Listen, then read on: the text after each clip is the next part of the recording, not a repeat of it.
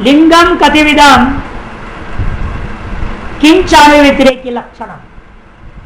लिंग कितने प्रकार के हैं और उसमें भी अन्वय व्यतिरेकी का क्या लक्षण। कहते लिंगम त्रिविधम, लिंग तीन प्रकार के, अन्वय व्यतिरेकी, केवलान्वयी, केवल व्यतिरेकी च इति।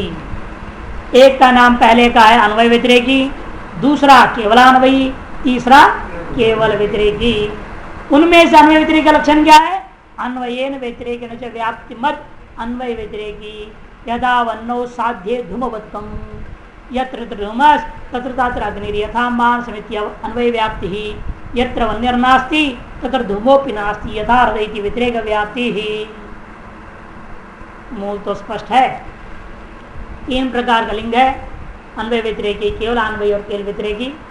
उनमें से अन्वय व्यतिरेकी का लक्षण कर रहे हैं। जिस लिंग का अन्वय मुख से और व्यतिरेक मुख से, उभय मुख से जिनकी व्याप्ति होती हो, अन्वय मुख से माने भाव निरूपिता व्याप्ति और व्यतिरेक मुख से अभाव निरूपिता व्याप्ति, दोनों प्रकार की व्याप्तियां जिस लिंग के माध्यम से सिद्ध होता हो उस लिंग को अन्वय व्यतिरेकी कहते हैं। क्योंकि जो व्याप्ति का आश्रय है वही हेतु है, वही लिंग है। इसलिए व्याप्ति मत लिंग का लक्षण बन गया एक तरह से। ऐसे व्याप्ति वाला है अन्वयी न व्यतिरेकी न च व्याप्ति मत। दोनों प्रकार से यह व्याप्ति मत्व, व्याप्ति का आश्रयत्व, जैसा अर्थात जिस हेतु के द्वारा दोनों प्रकार की व्याप्तियां संपन्न होती है, निर्बाध और सत्प्रचा से रहित, सर्वदोष रहित होकर के, ऐसे सद हेतु का नाम अन्वय व्यतिरेकी होता है। देखिए पदकृतिकार क्या बोल रहे हैं। पदकृत्य सीधा अन्वय व्यतिरेकी न कही है, प्रभेद में कुछ भी नहीं बोल रहे हैं। पदकृत नीचे अन्वय व्यतिरेकी नो लक्षण माह, अन्वय व्यतिरेकी का लक्षण बता रहे हैं। अन्वयति तृतीया प्रयोजत्वम अर्थः। अन्वयेन व्यतिरेकेण, दोनों में तृतीया के एक वचन है ना, वो तृतीया का अर्थ क्या है तो कहते तृतीया प्रयोज्यत्व अर्थ वाला। अन्वय प्रयोज्य और व्यतिरेक प्रयोज्य। प्रयोजक कौन है, हेतु। प्रयोज्य ये हो गया। प्रयोजक प्रयोज्य भाव से संबद्ध होकर के जो व्याप्ति होवे उसको ले रहे हैं यहाँ। साध्य साधन साचर्यम अन्वय, साध्य और साधन के साचर्य का नाम अन्वय होता है। तद अभाव हो साचर्यम, वो साध्य भाव और साधना भाव, इन दोनों के अभावों के साचर्य का नाम व्यतिरेक है। तथा च अन्वय प्रयोज्य व्याप्ति मद व्यतिरेक प्रयोज्य व्याप्ति मद अन्वय व्यतिरेकी करता, माने भाव निरूपिता व्याप्ति और अभाव निरूपिता व्याप्ति, अन्वय प्रयोज्य है और व्यतिरेक प्रयोज्य है, ऐसे व्याप्ति वाले का नाम अन्वय व्याप्ति। केवल व्यतिरेकिनी अतिव्याप्ति वारणाय अन्वय। यदि आप लक्षण में अन्वय न कहते, व्यतिरेक न व्याप्ति मत इतना ही कह दो, तो व्यतिरेक न व्याप्ति मत कौन है, केवल व्यतिरेकी भी है, उसमें लक्षण व्याप्ति हो जाएगा। तो निवारणार्थ आपने कह दिया अन्वय न। और कहते हैं केवलान्वयी व्यभिचार वारणाय व्यतिरेक न, और केवलान्वयी में अभी आप अन्वय न शब्द दे दिया तो केवल व्यतिरेक निवृत्त हो गया, तो कहते हैं उतने ही रखो लक्षण अन्वय न व्याप्ति मत, व्यतिरेक न शब्द को हटा दो, लक्षण क्या होगा अन्वय न व्याप्ति मतम अन्वय व्यतिरेकी। तब कहाँ जाएगा लक्षण, अन्वय न व्याप्ति वाला तो केवलान्वयी भी है, जैसे केवलान्वयी हेतु में लक्षण का व्याप्ति होगा, उसमें विचार का वारण करने के लिए आपको व्यतिरेक न कहना। अतः दोनों शब्दों की जरूरत है, अन्वय न भी व्यतिरेक। तथा च अन्वय व्यतिरेक रूप दर्शित ही, और उसी के अनुसार अन्वय व्याप्ति रूप को दर्शाया गया स्पष्ट ही। व्यतिरेक व्याप्तिश्च साध्य भाव व्यापिभूता भाव प्रतियोगित्व इत्यादि। व्यतिरेक व्याप्ति किसे कहेंगे, साध्य भाव निरूपिता। हेतु भाव आपने कह दिया तो हेतु में लक्षण जाना चाहिए ना। साध्य भाव प्रयोज्य हेतु भाव कहने से काम चलेगा नहीं, हेतु भाव हेतु नहीं होता, हेतु भाव का प्रतियोगी हेतु होता है। इसे प्रतियोगित्व लक्षण जब तक नहीं जाएगा तब तक व्यतिरेक व्याप्ति मत्व हेतु में नहीं आ सकता। इसने क्या कहा, साध्य भाव का व्यापकी पूत भाव कौन है, वो साधना भाव ही होता है, उसका प्रतियोगित्व साधन रूप हेतु में लिंग में आ गया, तब वह लिंग वह हेतु को व्यतिरेक व्याप्ति वाला कहा जाएगा। तदुत्तम, इसको एक कारिका के माध्यम से कहा ही है, व्याप्ति व्यापक भाव ही भावयोर्यादृश्यते तयोरभावयोस्तस्माद् विपरीतः प्रतीयते अन्वये साधनं व्याप्यं साध्यं व्यापकमिष्यते साध्याभावो अन्यथा व्याप्यो व्यापकः साधनार्थयः। व्यापी व्यापक भावो ही भावयोर्यादृश्यते। भाव में जिसको आप व्यापक मान रहे हैं, जिसको व्याप्य मान रहे हैं, व्याप्य व्यापक भाव, भाव निरूपिता व्याप्ति में जिस प्रकार तुम देख रहे हो ठीक उसका उल्टा रखना पड़ेगा व्यतिरेक व्याप्ति में। मैंने यत्र यत्र धूमः तर तत्र वन्नी कह दिया, वैसे अभाव रखते हो तो गड़बड़ हो जाए। यत्र यत्र धूमा भाव तर तत्र वन्या भाव नहीं है, विपरीत तयोर अभावयो हो, उन्हीं दोनों का अभाव लेना, किंतु तस्माद् विपरीत प्रतीयते, ठीक उसको विपरीत होगा। यत्र यत्र वन्य भाव तर तत्र धूमा भाव, ये आपको व्यतिरेक व्याप्ति बनेगा। अतएव लेकिन व्यापक कौन होता है अन्वय व्याप्ति में? व्याप्य कौन होता है? तब कहते अन्वय साधन व्याप्यम। अन्वय में जो साधन है, जो लिंग है, जो हेतु है वो व्याप्य है और साध्यम व्यापक मिश्यते, और जो साध्य है वो व्यापक करके इष्ट है। अतएव उसके विपरीत लो व्यापक व्यापक भाव, व्यतिरेक में क्या होगा? साध्या भाव अन्यथा व्याप्यो, ठीक उसके विपरीत चलिए, साध्या भाव व्याप्य हो जाएगा और व्यापक साधनार्थय, साधना अत्यय भाव, साधना भाव क्या हो जाएगा? व्यापक हो जाएगा। इस तरह के आप स्पष्ट रूप में ग्रहण आसानी से समझ सकते, युक्ति दे दिया। अब कोई भी अनुमान हो इस तरह से उल्टा पलटा करके अपने आप ग्रहण कर लो साध्य साधन भाव को, है ना। पहले साधन बाद में साध्य व्याप्ति में, व्यतिरेक व्याप्ति पहले साध्य भाव बाद में साधना भाव रखना है, ये व्याप्ति बनाने की तरीका। और व्याप्ति सही है या गलत है बात अलग चीज है, पहले बना तो लो, इन्होंने बनाने सिखा दिया, बाद में सही या नहीं ये हेत्वाभास प्रकरण से निर्णय होगा। जब तक हेत्वाभास पढ़ोगे नहीं सद हेतु को पहचान नहीं सकते। इसे बदमाशों को पहचाना नहीं आया तो सत्पुरुष को भी आप पहचान नहीं पाएंगे संसार में। हाँ, पहले बदमाशों को पहचानना चाहिए। इसे तुलसीदास जी भी कहते दुर्जनम प्रथमम बंदे तदनंतरम सज्जनम। पहला हम दुर्जन को प्रणाम करें, दुष्ट पता नहीं कब क्या बिगाड़ दे, पहले उनको प्रणाम करना। और सज्जन तो अपने है ही, वो हमारे क्या बिगाड़ेगा बेचारा। इसमें प्रणाम करो ना करो तो वे नाराज तो होंगे हैं। ये दुर्जन को पहचानना पड़ता है। इसे हमें असद हेतुओं को पहचानना जरूरी है युक्तियों में, नहीं तो अगला ठग देगा, ऐसा ऐसा उल्टा से युक्ति दे देगा, हम लोग मान लेंगे, फंसाएंगे। इसलिए असद हेतु को पहचानना बहुत जरूरी है, और उसको पहचान लोगे स्वतः ही आप असद हेतु को ग्रहण कर सकेंगे। इसे न्यायिक लोग असद हेतु का प्रकरण को बहुत विस्तार रूप में समझे, बहुत विलक्षण व्याप्ति का लक्षण 38 प्रकार के व्याप्तियां बनाए, जिसे 3 व्याप्तियों में सिद्धांत लक्षण बचा के रखा, 35 का खंडन करके इतना विवेचन किया है व्याप्ति के बारे में। और इसे असद हेतुओं के भी लक्षण, दोष के लक्षण, प्रत्येक दोष का अलग लक्षण सब किए हैं विस्तार। देखिए जैसे जैसे आएगा विस्तार करते जाएंगे। मूल में तो सरल है, यथा वन्नो साध्य धूमत्व, वन्य रूपा साध्य के मामले में धूमत्व हेतु है आपका, ये धूमत्व हेतु अन्वय व्यतिरेकी हेतु है। क्यों? यत्र यत्र धूमा तत्र अग्नि, यथा मानसम, यहाँ पर अन्वय व्याप्ति धूम में दिखाई दे रहा है। और ये तो निर्नास्ती तो धूमोपि नास्ती, यथा हृदय, जहाँ वन्य भाव है वहाँ धूम का भी अभाव है, जैसे हृदयादियों में देखने को मिलता है, समुद्र नदी आदियों में देखने को मिलता है। यहाँ व्यतिरेक व्याप्ति सिद्ध दिखाई दे रहा है धूम में। कहीं ये लक्षण घट रहा है ना, यहाँ पर देखिए साध्या भाव हो गया वन्य भाव, उस वन्य भाव का व्यापकी भूत भाव धूमा भाव, उस धूमा भाव का प्रतियोगी धूम, धूम में प्रतियोगित्व रहेगा। अतएव साध्या भाव व्यापकी भूता भाव प्रतियोगित्व धूम में आ गया तो व्यतिरेक व्याप्ति धूम में आ गया। ये सब इस तरह का सब जगह को लक्षणों को घटा लेना। अब आइए केवलान्वय किम लक्षणम, केवलान्वयी का क्या लक्षण है? अन्वय मात्र व्याप्तिकम केवलान्वयम, यथा घटो अभिधेय प्रमेयत्वा नचयन तथा तस्मान्न तथा यत्र यद गंधवत तदित्र भिन्नम। नहीं कहाँ पर गया, ओ ये पन्ना उलट गया, देख लो कहाँ चला गया। पटवत, हाँ, घटो अभिधेय प्रमेयत्वा पटवत, अत्र प्रमेत्व अभिधेयत्व और व्यतिरेक व्याप्ति नास्ति। यहाँ प्रमेत्व और अभिधेयत्व का व्यतिरेक व्याप्ति हो ही नहीं सकती। क्यों? सर्वस्यापि प्रमेत्व अभिधेयत्व। संसार में जो कुछ भी है सब कुछ प्रमेत्व और अभिधेयत्व ही है। सब कुछ प्रमा का विषय है और अभिधान का विषय है। अच्छा, कोई ऐसा दृष्टांत रूपेण विषय द्रव्य गुण कर्म सान विषय समय भाव पदार्थों में से एक भी पदार्थ, एक भी वस्तु ऐसा नहीं मिलेगा, एक देश मुद्दा भी नहीं मिलेगा। इनका एक देश वस्तु भी कोई वस्तु नहीं मिलेगी जिसमें प्रमेत्व न हो, अभिधेयत्व न हो। अतः व्यतिरेक व्याप्ति इन साध्य ऋतु को लेकर हो नहीं सकता। अतः केवलान्वय मात्र इसको कहा जाता है।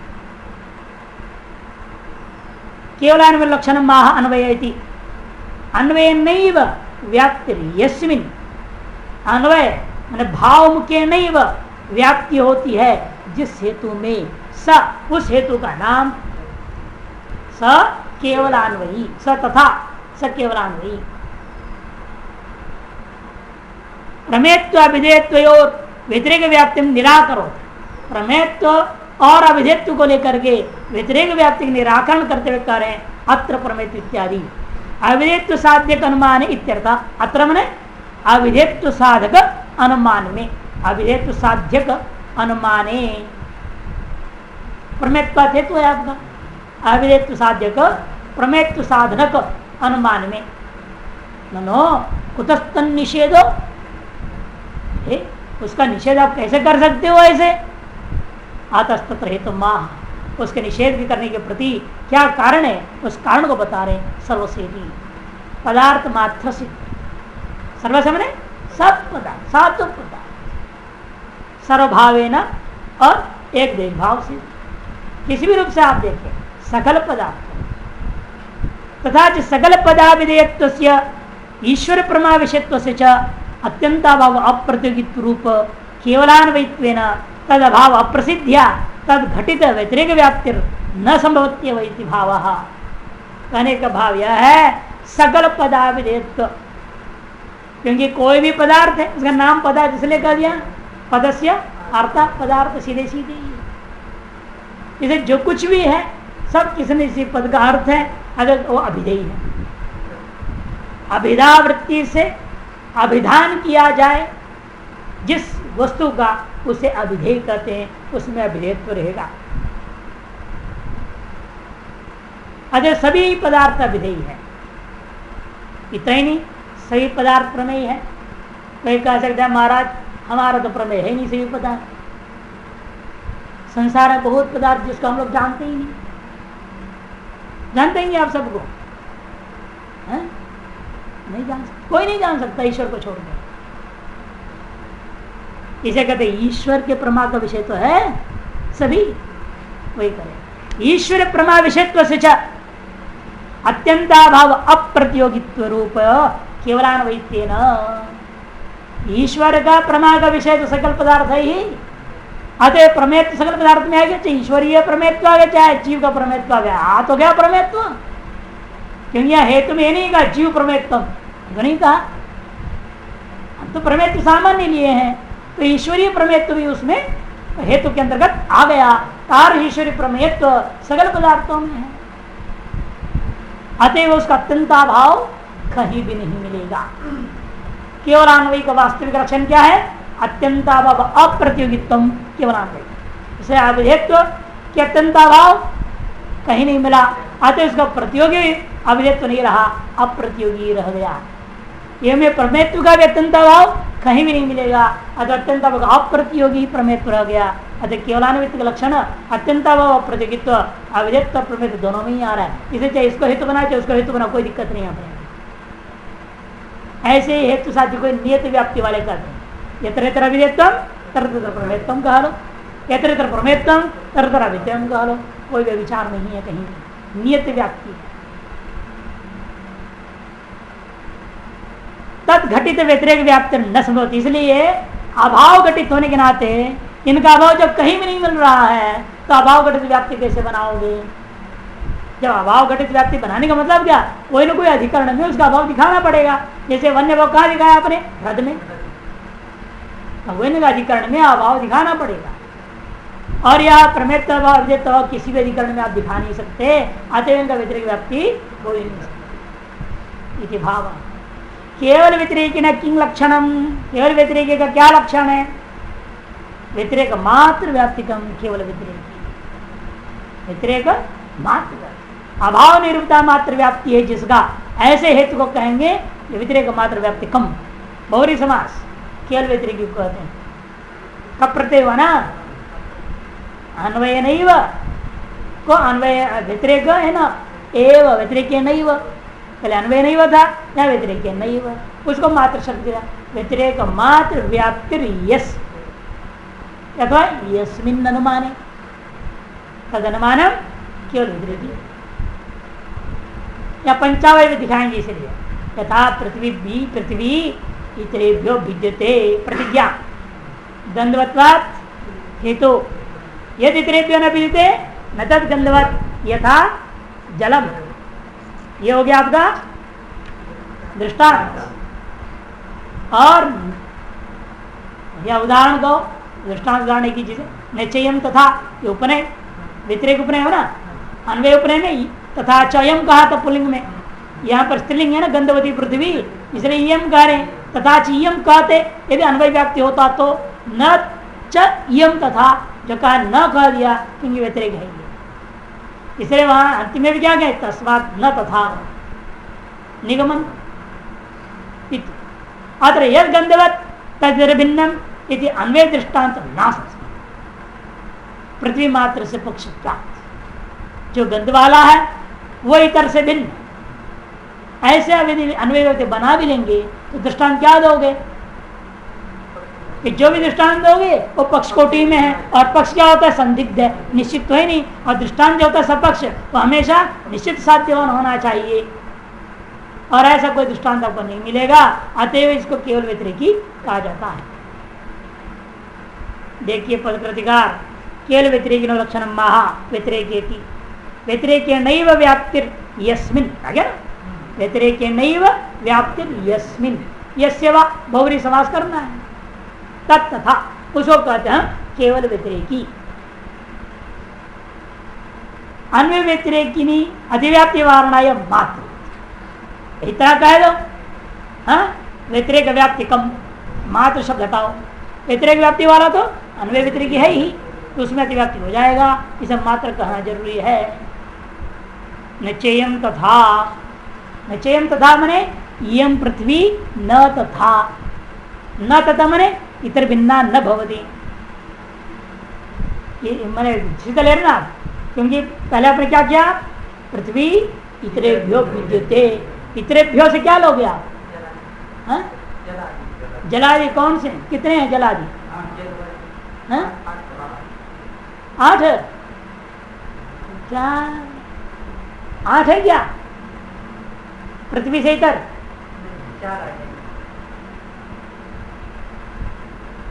13 आएंगे। 13 अरे पृथ्वी से द्रव्य मात्र लोगे क्या? हैं? पृथ्वी से इतर केवल जलादि है क्या? 9 में से 8 गुण पृथ्वी से इतर नहीं है।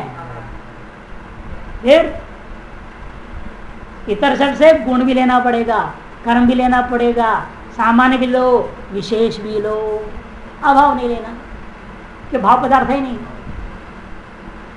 इसे पृथ्वी से इतर से कितना हो गए? वो 8 और ये 5, 13 हो गए कि नहीं? हाँ 13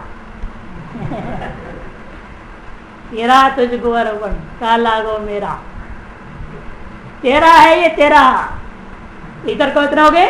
13 हो गए। सब लोग 8 ही बोलते हैं। जितने भी अभ्यास पढ़ा है, जितने पढ़ के आए, तर्क संग्रह, न्याय बोधनी, मुक्तावली पढ़ के आए, वो छात्र भी 8 ही बोलता है। बताओ क्या? हर ग्रुप में ही देखता हूँ, अरे क्या पढ़ के आते हैं, पढ़ाने वाला क्या पढ़ाया। आज भी देख लिया, इधर कन से 8 ही निकले, 13 है।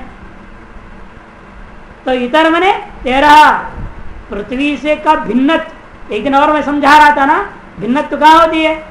आपका भिन्नत्व कहाँ है? आपका भिन्नत्व कहाँ है? आपको छोड़कर सब में आपको भिन्नता नहीं है, मैंने खुद में नहीं है। इसे पृथ्वी का भिन्न इतरत्व भिन्न कहाँ है? मैंने पृथ्वी को छोड़कर पृथ्वी से अलग जितनी भी भाव पदार्थ संसार में सबको लेना पड़ेगा। जब सबको लोगे तो गुण कर्म का अन्याय किए उनको क्यों छोड़ेंगे भाई? तो गुण कर्म सामान्य विशेष इनको भी लेंगे ना। उनको भी छोड़ दोगे तो वो 5 आ गए। 7 पदार्थ में से अभाव को छोड़ दो। या द्रव्य में तो पृथ्वी तो ही, ये 8 आपने ले लिया, बीच में जो 5 रह गए उन 5 को ले लेना, या नहीं? तो कुल कितना हो गया? 13 हो गए। उन 13 का भी भिन्नत्व कहाँ है? पृथ्वी में। उन 13 का भिन्नत्व कहाँ रहेगा? पृथ्वी। इनका भिन्नत्व उसमें, उसका भिन्नत्व इसमें। तो पृथ्वी इतरेभ्यो भिन्ना, इतर जो 13 हैं उनसे भिन्न होती है। क्यों? गंधवत्वात्, गंध वाली होने से। कि जो गंध वाला नहीं है, यदि इतरेभ्यो न भिद्यते, जो इतर से भिन्न नहीं है, जो 13 से भिन्न नहीं है, कौन? 13 से भिन्न कौन नहीं है? 13 खुद। 13 से भिन्न कौन नहीं होता? खुद 13 से भिन्न नहीं होते। और 13 से भिन्न कौन है? पृथ्वी। और 13 से भिन्न कौन नहीं है? खुद 13 है ना। वो कैसा है? वो न गंध, वे गंध वाले भी नहीं है। जो 13 से भिन्न नहीं है वो 13 है, वो 13 से भिन्न नहीं हो सकते, है ना। 13 से भिन्न 13 नहीं हो सकते, किंतु पृथ्वी होती है। उन 13 से भिन्न कौन है?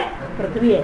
पृथ्वी से भिन्न वे 13 हैं। 13 से भिन्न नहीं है ऐसे कहने से कौन हुआ? वे 13 खुद हो गए। वे कैसे हैं? उनमें से एक भी गंध वाला नहीं है, या नहीं? 13 में से कोई है क्या गंध वाला? नहीं है। अच्छा ठीक है, चलो। न तद गंधवत, वो गंध वाला नहीं है। यथा दृष्टांत के लिए क्या है? जलम, जैसे जल, जला सारे आ जाएंगे। न चेयम तथा, यम पृथ्वी न तथा न गंदा भावती। ये जो पृथ्वी है गंदा भाव वाली नहीं है। हा? हम नीचे जा रहे हैं, प्रकृति में भी है, देख लो। नचेम तथा प्रकृति में क्या होगा? यम का अर्थ पृथ्वी, न तथा मने न गंदा भावती इत्यर्थः। न गंदा भावती, है ना। पृथ्वी कैसी है? गंदा भाव वाली नहीं है। तस्मान् न तथा गंदा भावत्व भावात् इतर भेदा भवति वा न इत्यर्थः। इसलिए गंदा भाव के अभाव वाला, गंदा भाववत् अभाव, गंदा भावत्व का अभाव वाला होने से अर्थात गंध वाली है वो तो, इसलिए इतरे भेदा भावती न, इतर भेद के अभाव वाली भी वो नहीं है। नन्वत्र किमिति नान्वय व्याप्ति आशंक्य परिहरति। अत्र इधर भेद साधक अनुमान है। कहते कि भाई अन्वय व्याप्ति इस हेतु को लेकर के, साध्य को लेकर के क्यों नहीं हो सकता? पूर्व पक्षी ने पूछा। तब जवाब देते हुए कह रहे, परिहार करते हुए अत्र इत्यादि से। कारण यह है, अन्वय व्याप्ति बना भी लो, शब्द से बोल भी लो, यत्र यत्र गंधवत् तत्र तत्र इधर भिन्नत्व कम, कह तो सकता हूं, लेकिन दृष्टांत कहां दिखाओ? किस अधिकरण में? किस अधिकरण में आप दिखाओगे? जो भी अधिकरण घटपट आदि ढूंढोगे वो सब क्या है? वो पक्ष में अंतर्गत। ये पक्ष समग्र पृथ्वी को ले लिया है। पृथ्वीत्वावच्छिन्न सकल पृथ्वी पक्ष कोटि में होने के कारण से वहां पर आप इस व्याप्ति को घटा नहीं सकते। निश्चित साध्य ही नहीं पक्ष, संदिग्ध साध्यवान पक्ष होता है। निश्चित साध्य वाले का नाम ही दृष्टांत है, जहां दिखाना होगा आपको व्याप्ति। यत्र गंधवत् तत्र भिन्नत्वत्वम, ये जो बात आप अन्यत्र कहीं भी घटा नहीं सकते। इधर भेद साधक अनुमान, अत्र मने इधर भेद साधक अनुमान के विषय में अन्वय व्याप्ति इसलिए नहीं हो सकता क्योंकि जो भी व्याप्ति का दृष्टांत बनाना चाहेंगे वो पक्ष कोटि में ही रहेगा, और वो पक्ष हमारा पृथ्वी है। संपूर्ण पृथ्वी होने के कारण से एक कई बार ऐसा होता है, एक देश को भी ले लेते हैं हम लोग। जैसे अनुमान किया नैयायिकों ने, जगत की सृष्टा का निर्णय करना, जगत को किसने पैदा किया? ईश्वर ने पैदा किया। ईश्वर की स्थिति के लिए क्या कहते हैं वो? बीजांकुरादिकम सकर्तृकम कार्यत्वात् घटवत। वही एक देश सब ले लिया। भाई सारे जगत की कर्ता तुम निर्णय करने जा रहे हो और सारा जगत के अंदर बीजांकुर भी है, घट भी है। इसलिए हमें कहना पड़ता है एक देश को लेकर के हम संपूर्ण में घटाएंगे। इसलिए पक्ष क्या किया? बीज अंकुरादि एक देश को ले लिया। नियाम ने क्या कर दिया है? पूरे पृथ्वी को ही पक्ष में रख दिया, एक देश को नहीं लिया है। इसलिए इस अनुमान का अनुव्याप्ति हो नहीं सकती। ये कारण इदम उपलक्षण, ये मत सोचना यही एकमात्र व्यतिरिक्त व्याप्ति होता है दुनिया में। 50 और व्यतिरिक्त व्याप्ति है। लेने का और दृष्टांत आपको दिखा रहे हैं। जीवत शरीरम सात्मकम प्राणादिमत्वाद यन्यम तन्यम यथा घटः। ये जो जिंदा शरीर है, मुर्दा नहीं है। मुर्दा शरीर में नहीं बोला जा रहा है, यहाँ मुर्दे में नहीं बात हो रही है, मृत शरीर में नहीं है। जीवत शरीरम, जो जिंदा शरीर कैसा है? सात्मकम, आत्मयुक्त है। आत्मना सह यदि सात्मकम। क्यों? प्राणादिमत्वात्, प्राणादि वाला होने से। जो प्राणादि वाला नहीं है वह आत्म सहित भी नहीं होता। जैसे यथा घटः। वेदांति तो इसको मानेगा नहीं। वेदांत घट में तो प्राण है। वेदांति के मुझे घट में भी प्राण, सब में प्राण है। कहाँ प्राण शरीर को जगह ही नहीं। यदि ऐसा ना होता तो हर चीज का आप फिर एक्सपायरी डेट क्यों डालते? अब गोली है, गोली में प्राण मानोगे ना, टॉनिक के प्राण मानोगे ना उसमें? नहीं मतलब एक्सपायरी डेट क्यों डाल रहे? इसका खत्म, कोई दम नहीं, इसके बाद मर गया, इतने से इतने साल तक इसकी आयु, वहां तो आयु फिक्स हो गया। जन्म और मरण दोनों तय है। बहुत सारे सामान में आजकल तो दाल वाल हर चीज में लिखना पड़ता है। दूध के पाउडर कुछ भी कर के 1 महीने के अंदर प्रयोग कीजिए, खोलने के 1 महीने के अंदर, कहीं खोलने के 6 महीने के अंदर, बाद में जहर हो गया, फेंको, नहीं रख सकते, उपयोग नहीं कर सकते। मैंने सब में प्राण है ना, तभी तो कर निष्प्राण हो गया। आप खाओगे नुकसान देगा, फेंको। इसलिए नैयायिकों के दृष्टिकोण से ऐसा नहीं है। नैयायिकों के दृष्टिकोण से जो बोल सके, चल सके, फिर सके, मार सके, पीट सके, गोली चला सके, उसी को मानेंगे हम की बात, उसी में आत्मा मानते, बाकी में नहीं मानते। इसे उन्होंने कहा जीवत शरीरम सात्मक प्राणादिमत्वाद यन्यम तन्यम यथा घटा व्यतिरिक्त दृष्टांत दिया। प्रत्यक्षादिगम प्रमाणम इति व्यवहार्तव्यम प्रमाकरणत्वात् यन्यम तन्यम यथा प्रत्यक्षाभास। दूसरे व्यतिरिक्त व्याप्ति, प्रत्यक्षादि प्रमाणों को प्रमाण करके व्यवहार करना चाहिए। प्रत्यक्षादिगम पक्ष प्रमाणम इति व्यवहार्तव्यम, यहाँ तक साध्य। क्यों? प्रमाकरणत्वात्, प्रमाकरण होने से जो प्रमाकरण नहीं होता वो प्रमाण कर व्यवहार करने योग्य भी नहीं होता। जैसे प्रत्यक्षाभास। विवादास्पदम आकाशम इति व्यवहार्तव्यम, विवादास्पदम इदम द्रव्यम पक्ष आकाशम इति व्यवहार्तव्यम साध्य शब्दवत्वात् हेतु इत्यादि केवल व्यतिरेकी द्रष्टव्यम। यन्यम तन्यम यथा पृथ्वी, ऐसे ले लो। ये विवादास्पद द्रव्य विशेष है, वह द्रव्य विशेष का नाम हम नहीं जानते। हाँ, एक द्रव्य है कोई, उस द्रव्य को आकाश कर व्यवहार करने योग्य है। वो विवादास्पद एक पंचम द्रव्य है। विवादास्पद एक पंचम द्रव्य। एक कार्य, ये बात किसने कहा जा रहा है? 4 वाक्य के लिए। 4 वाक्य 4 द्रव्य मानता, 5वां नहीं मानता। पृथ्वी जल तेज वायु 4 द्रव्य, 5वां कोई द्रव्य नहीं। उसको कह रहे हम विवादास्पदम पंचम द्रव्यम अस्ति, ये पक्ष 5वां द्रव्य है आकाशमिति व्यवहार्तव्यम, और उस द्रव्य को आकाश नाम से व्यवहार करने योग्य है वो। कैसा हेतु क्या है? शब्दवत्वात् यन्नैवं तन्नैवं यथा पृथ्वी, जो शब्द वाला नहीं है उस आकाश शब्द से व्यवहार करने योग्य भी वो नहीं है, जैसे कि पृथ्वी। इस प्रकार से व्यतिरेक अनुमान आप अनेकों देख सकते हैं। एक दृष्टांत तो उसी को है, सब कुछ मानना नहीं। कई लोग ऐसे होते हैं।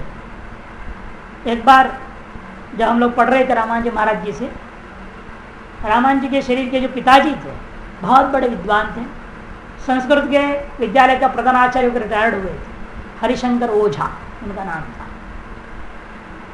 और वही स्वामी जी से मंत्र दीक्षा ली है, पुत्र जो सन्यासी हो गया है उनसे मंत्र दीक्षा ली है, और उनको गुरु मान के चरण धोते थे। रोज रोज चरण धो के पूजा करते थे, पानी पीते हम लोग के सामने में।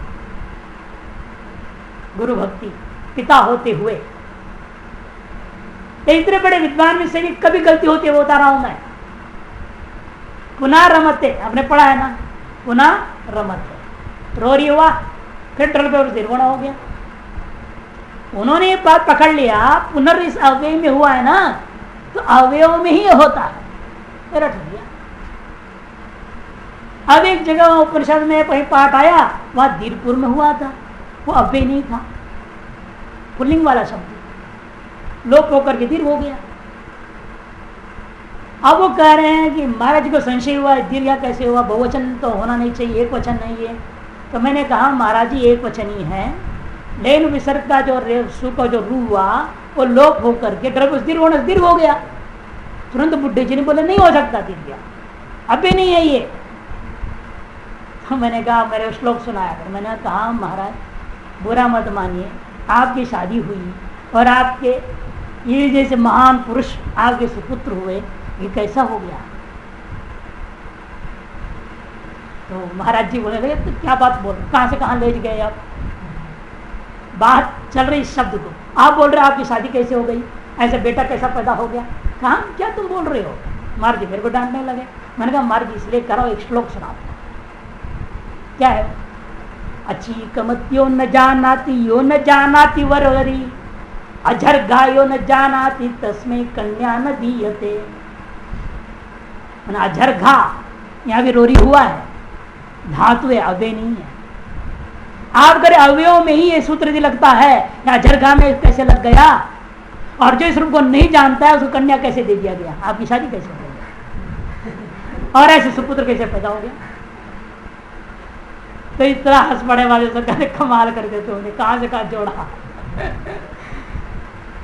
फिर बाद में पूछो कमरे में, देखो ये विशेषता है पुराने लोगों का, अहंकार नहीं। फिर वो आए कमरे में, या झरगा रूप कैसे बनता समझाओ, कौन सी धातु से बना? फिर मैं ग्रह दास सारा सिद्ध कर लंग लकार का ऐसे यंगलुगंत में बनता है। अच्छा ऐसे भी होता है, मेरे दिमाग कभी गए नहीं इस तरफ। मैंने कहा इसी का नाम तो मनुष्य होता है, चिंता मत कीजिए। हमारे भी कई बातों में दिमाग भी तक गया नहीं, कभी जाएगा भी नहीं, क्या भरोसा है? ये शास्त्र अगाध है, कितने जाओगे शास्त्र में? किसी चीज में आपका दिमाग स्फुरित हो जाता है, किसी में अपना दिमाग स्फुरित हो रहा है, किसी में हमारा स्फुरित नहीं हो रही, किसी में आपका स्फुरित हो सकता है उसमें। ये कोई नई बात है? इतनी मैंने विशेषता उनके अंदर हमने देखी, इतनी सरलता, इतनी सरल भाव। 85 साल थे उस उम्र उनका, 92 उम्र में शरीर छोटा उनका। और महाराज जी अंतिम टाइम सन्यास भी ले ले, सन्यास लेके छोड़ शरीर, आप सन्यास ब्राह्मण के होगा।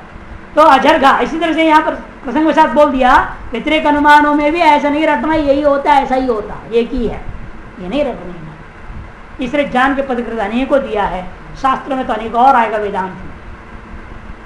अत्र इदं बोध्यम, यह एक विशेष बात कथनीय है जो जानने योग्य कथन करने जा रहे। देखिए अन्वय व्यतिरेकी तो पंचरूपोपन्नम स्वसाध्यम साधितुम क्षमते। अन्वय व्यतिरेक हेतु जो सद हेतु है 5 रूप से उत्पन्न होगा जब, तभी वह हेतु अपने साध्य को सिद्ध करने में समर्थ माना जाएगा। 5 में से एक भी गड़बड़ा जाए तो वह असद हेतु हो जाएगा, वह अन्वय व्यतिरेक नहीं कहला जाएगा। इस तरह केवल व्यतिरेकी 4 प्रकार से उत्पन्न होना चाहिए, और केवल अन्वयी 4 प्रकार, 4 बताएंगे कैसे क्या। देखिए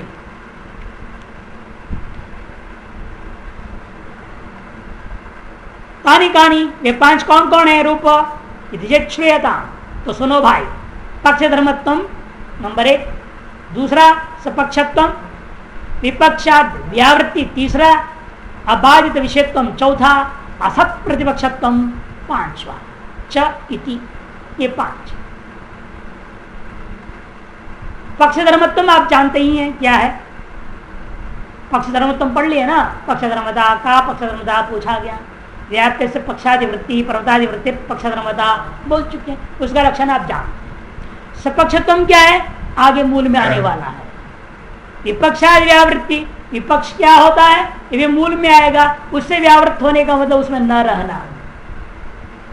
और रह गए बाकी 2 जो समझने लायक है, अबाह्य तत्व और असत प्रतिपक्ष तत्व। यदि मूल में आएगा सत प्रतिपक्ष क्या है, बाह्य तत्व क्या है, उसके विपरीत अबाह्य तत्व और सत।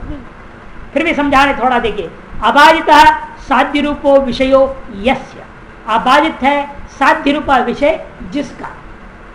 हमेशा हेतु को हम बाधित कह देते हैं, लेकिन बाधित कौन होता है, साध्य होता है पक्ष में बाधित। वन्नीर अनुष्ठा द्रव्य का जलवत, ये आपने अनुमान किया था वहां। वन्नी अनुष्ठा, अग्नि कैसा है, ठंडा होता है। अग्नि ठंडा क्यों, द्रव्य होने से, जैसा जल ठंडा होता है। अनुमान कर दिया। यह द्रव्य तो थोड़े बाधित हो रहा है, द्रव्य तो बाधित नहीं है, जिसका साध्य बाधित है उस हेतु का नाम बाधित रख दिया। साध्य क्या है, अनुष्ठित, वो वन्य में प्रत्यक्ष ब्राह्मण के द्वारा बाधित हो गया, इसे कहते हैं बाधित। अबाधित का मतलब क्या, साध्य रूपो विषयो यस्य, तब उसको अबाधित तम कहेंगे। अबाधित है साध्य का रूप जिसका, ऐसे हेतु को कहेंगे अबाधितत्व वाला, अबाधित विषयत्व वाला हेतु। तस्य भाव तत्व मन अबाधित विषयत्व एवं साध्य भाव साधक हेतुअंतर यस्य सत प्रत्युच्यते। साध्य भाव का साधक जब हेतुअंतर हो जिसका, उस प्रथम हेतु को कहेंगे हम सत प्रतिपक्ष। स नास्ति यस्य, ऐसा द्वितीय कोई हेतु जिस हेतु का नहीं हो उस हेतु को कहेंगे असत प्रतिपक्ष। तस्य भाव, उस भाव को कहेंगे असत प्रतिपक्ष तत्वम इति बोध्यम। केवलान्वय हेतु, और केवलान्वय हेतु कैसे होता है, चतुरूप उपन्नमेव, 4 रूप से उपन्न होकर के स्वसाध्यम साहित्य क्षमते। क्यों, तस्य विपक्ष विपरेण, उसका विपक्ष ही नहीं रह गया, तो विपक्षा व्यावृत्ति कहां से लोगे, जब उसका विपक्ष ही नहीं है, विपक्षा व्यावृत्ति भी नहीं मिलेगा। इसी प्रकार से केवल व्यतिरेक्यपि तथा, तथा मने चतुरूपन्नम एवं स्वसाध्यम साधितुम क्षमते। क्यों, तस् सपक्ष विपर्येण तत्सत्व विपर्यात्, यहाँ सपक्ष विपर्य नहीं घट सकता, क्योंकि उसका सपक्ष होता ही नहीं। उपदर्शित रूपाणाम मध्य कतिर रूप उपन्नत्वा, उपदर्शित रूपों का मध्य में थोड़े थोड़े रूप उत्पन्न हो जाने के कारण से, अथ पृथ्वी मात्र से पक्षत्वा इत्यत्र किम नाम पक्षता इत्यपेक्षाम ताम निर्भक्ति। उपदर्शित रूपों में से कतिपय रूप तो आपने जान चुके हैं, जैसे तो पक्ष धर्मता को आप जानते हैं। अब रह गया पृथ्वी मात्र से पक्षत्व, पक्षत्वा इत्यत्र किम नाम पक्षता, इस व्यतिरिक्त के अनुमान में आपने क्या किया था, पृथ्वी इतरेभ्यो भिद्यते, और अंत में उसमें क्या कहा था, मूल में पृथ्वी मात्र से पक्षत्वात आपने कहा था। उसमें बताओ पक्ष किसको कहेंगे, क्या है ये पक्षत्वात, पक्षत्वात का अर्थ क्या है समझाइए।